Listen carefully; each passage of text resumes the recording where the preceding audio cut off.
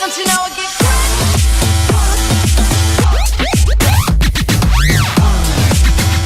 Hey guys, the Bunny Dude here again, and we have another video for you guys, and this video is going to be about the Xbox 720 and its final specs and what we should be looking for at the press conference that's going to be out today. It's because, I wanted to do this commentary yesterday, but, had some stuff to do, stuff in real life to do, so, I had to put this on hold. And I felt it would be appropriate to do a video about this, since, we did do one for the PlayStation 4 the day before it came out, and, technically, or actually, I uploaded it, like, I want to say, 12 a.m., or I want to say 1 to 2 a.m., I don't really know what time it was, I just know it was early in the morning, and I never really got the commentary done, on the 20th, or so, when I got it done, and it said the 20th was done on the 20th, I was just like, oh, but yeah. That's not important. Let's get back to the origin of the commentary, and I'm just going to explain some of the light specs of what we know about the Xbox 720 so far, the Xbox Infinity, the Xbox 8. It's not important, but let's get back to it. Let's just call it Durango. I'm getting sick of calling it the 720. Alright. Now, basically what the Xbox 720 is going to have is an 8-core AMD Jaguar CPU clocked at 1.6 GHz, and it'll also be coming cooped with a GPU that is very close to the design specs of the AMD Radeon HD 7790. Now, it's also definitely going to be coming with the Blu-ray disc, due to the capacity size of HD DVDs, and Blu-ray disc. Blu-ray disc would be much better for the Microsoft console as a whole, and, get with the times.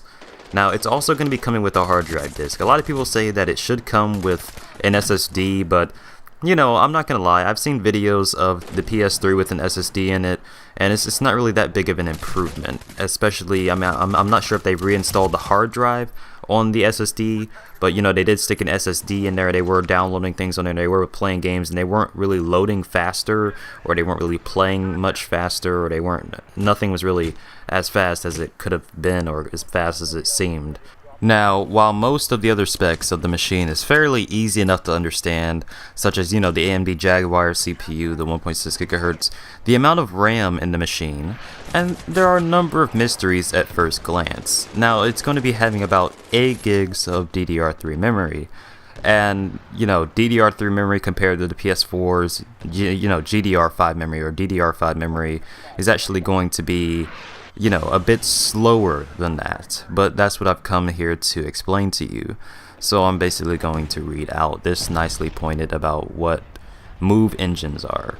Now, the tagline for move engines would be that they are designed to shift data around machines, while easing the burden of doing so from the GPU and the CPU, with ESRAM, which is actually what this RAM is ESRAM in the machine, responsible for taking up a lot of the slack that the DDR3 RAM bandwidth creates, although it isn't that simple.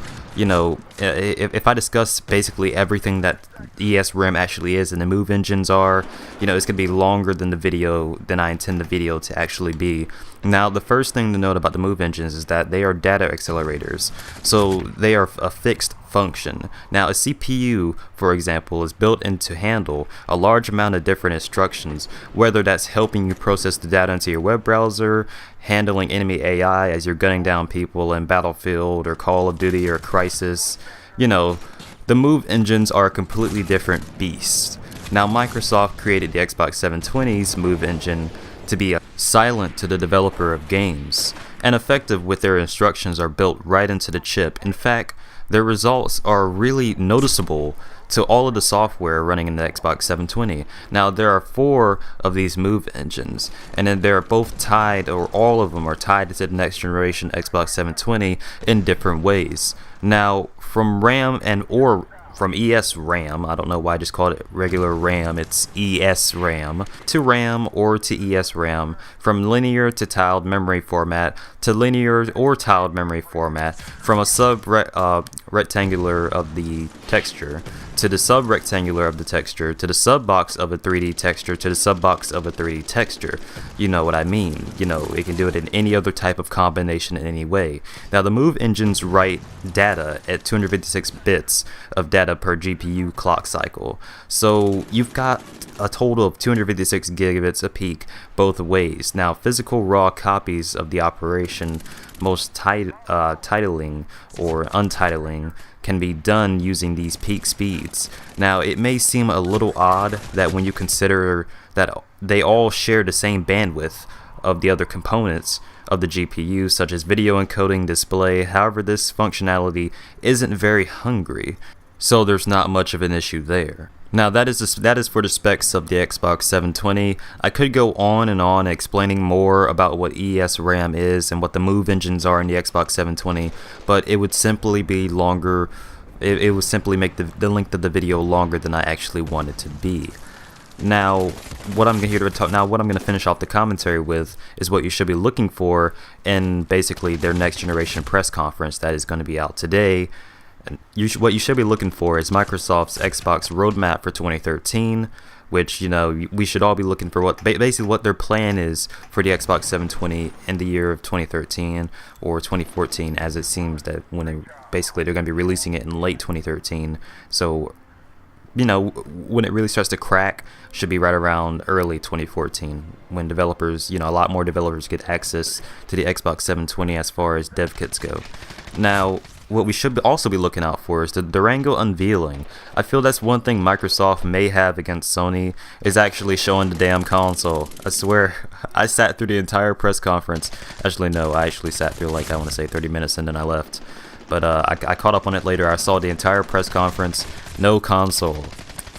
That was just like a giant middle finger. It's like, thank you for sitting here. I'm gonna assume it was 4 hours. I doubt it. I'm gonna say it was like 2 hours. Thank you for sitting here for 2 hours. That's it. Peace. But yeah, hopefully that's one thing Microsoft could have over, you know, Sony actually showing the damn console. Now, another thing that I want to say, these are a couple of Microsoft exclusive games, if not just a game, you know, one game that's possibly confirmed, is Forza 5. And Sony will have Drive Club, hence that Microsoft should show, you know, Forza 5. Supposedly this game will have top graphics, close to real life, so let's prepare for that. Also, another thing you should look out for, which we already know this is going to be there, but almost everybody who comes to the Microsoft conference is going to be kind of anticipating this as well, and that's going to be the Call of Duty Ghost. You know, the first time you're ever going to see Call of Duty first gameplay. Hopefully it's gameplay and it's not some, you know, render. But get ready for Call of Duty Ghost, at least some gameplay of the single player and what Call of Duty Ghost actually is. Hopefully they can explain that a little bit more in depth while they're doing the press conference.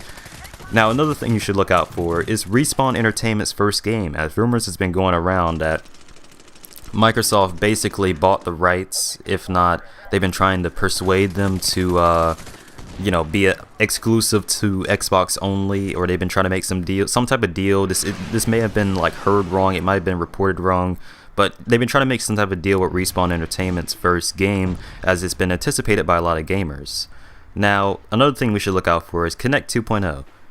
Now, the thing about Kinect 2.0, you know, it's been rumored that it's going to be better than Kinect, the original Kinect. It's going to be so much more better as far as motion tracking goes. But, you know, it really hasn't been in the eye of the gamer. But, you know, there might be some gamers out there who have been just, you know, anticipating the Kinect 2.0.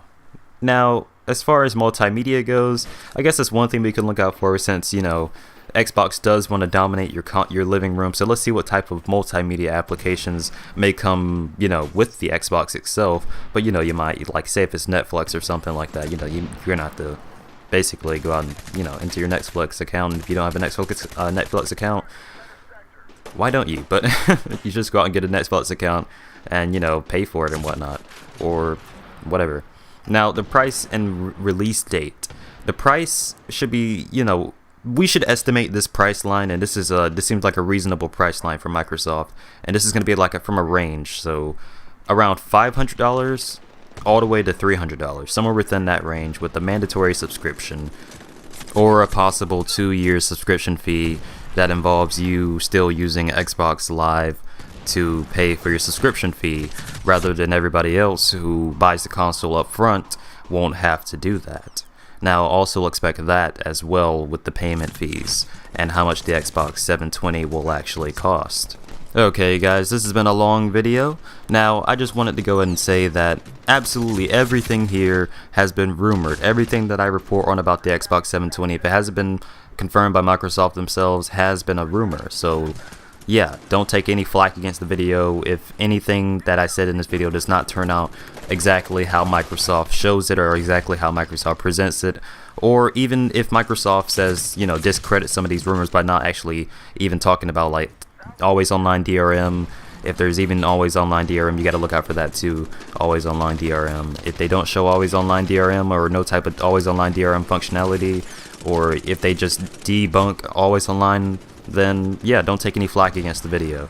Alright guys, this is a Bunny Dude. If you guys enjoyed this video, you know, it'd be much appreciated if you gave it a like or a rating of some sort. And if you guys want to talk about it in this comment section below, you know, I'd love to come back and comment with you guys as well. So go ahead and leave your comments in the comment section below. And it's been Bunny Dude, guys. Peace. Also, you know, get ready for the press conference. What are you doing? Go.